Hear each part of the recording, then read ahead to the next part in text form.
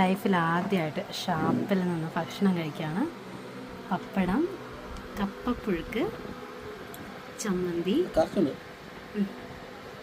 ഇതെന്ത് ഇത് കൂർക്കല്ല, കായല്ലേ, പച്ചക്കായ.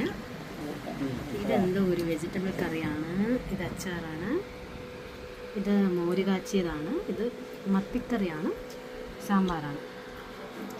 ഇത് കാണുമ്പോൾ തന്നെ ഭയങ്കര ടേസ്റ്റി ആയിട്ട് തോന്നുന്നുണ്ട്. എൻ്റെ വായിൽ വെള്ളം ഊറുന്നുണ്ട്. ഇവിടെ എന്നെ നോക്കാതെ ഒരാൾ കഴിച്ചു തുടങ്ങി.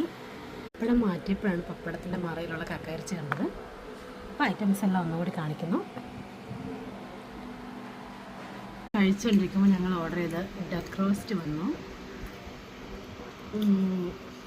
മീൻ വറുത്തത്, സിലോപ്പി വറുത്തത് വന്നു.